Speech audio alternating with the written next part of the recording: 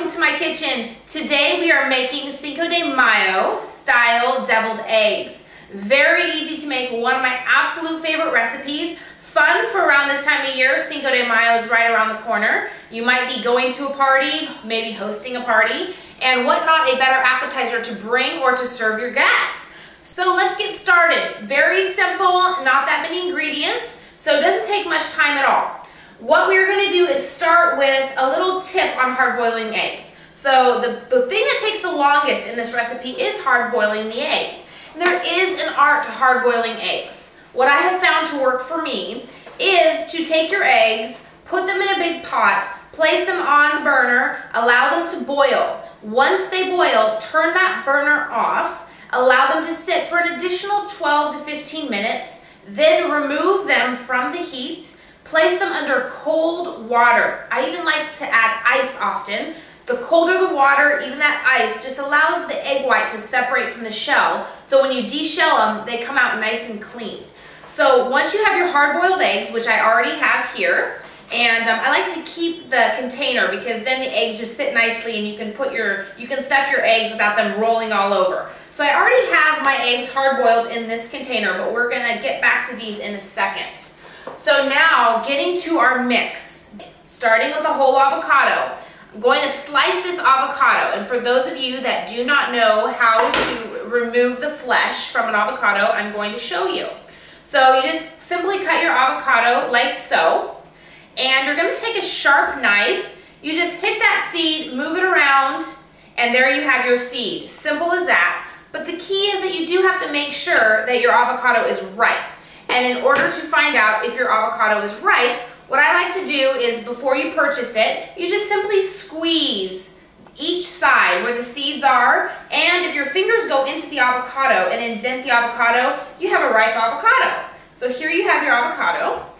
Now what I'm going to do, it's very easy when it's ripe to just scoop this out. So you want to just scoop out the flesh of the avocado, just like so. And I'm going to place that into a bowl. So I'm going to scoop out the flesh of both sides of the avocado. So we have one full avocado here. And then I'm going to take a whole lime. You can use lime or lemon. I like to use lime. You can use fresh or just lime or lemon juice. I always like to use the fresh. So I'm going to squeeze the juice of one whole lime. So here's half of the lime and our second half here. Perfect. All right. Now moving on, I'm going to add about a teaspoon of Tabasco. I love kick, so I'm going to add a teaspoon of Tabasco. Adds for that little bit of spiciness. Then I'm going to add about a teaspoon of pepper. Just grind up some fresh pepper right in there. And I'm going to take my fork and I'm just going to simply mix this around. And it's important that your avocado is really ripe so that you get the creaminess and you're able to mix around the avocado and mash it up to your liking. Now, I like my avocado to be a little creamy, so I'm going to add one other ingredient here in just a second. So it depends on your preference. Some people like their avocado or their guacamole a little bit thicker, maybe a little bit chunkier. I do prefer a creamier guacamole. So I'm going to mix this really, really well.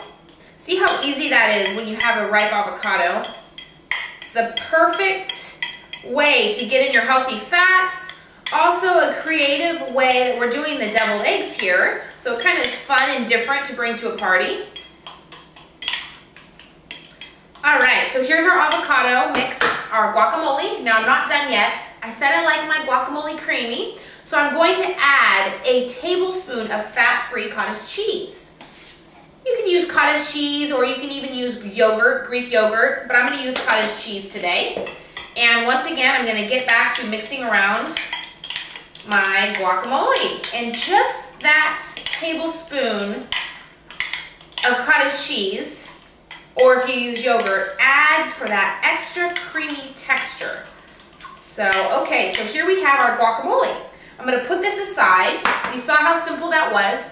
Now what I'm going to do is I'm going to show you how to stuff the eggs. So as I said, I already have the eggs boiled and I have them already halved. So So what I've done is you just simply take your egg, cut it in half, and you have to be very careful. This is one part of the recipe where you have to be careful. You can't be in a hurry, because if you're in a hurry, the eggs aren't going to come out perfectly. So I suggest that you always hard boil a couple extra eggs than you think, because they never all come out perfectly.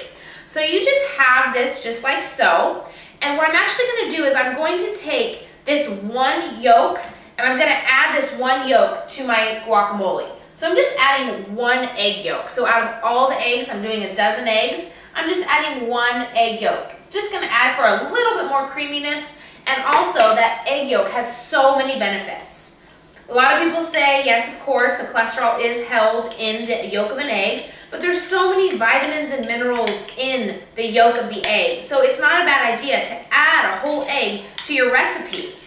I don't suggest using all 12, but an egg yolk or two is not going to hurt you. It's only going to help you and add so many extra vitamins and minerals and a little bit more protein to your guacamole.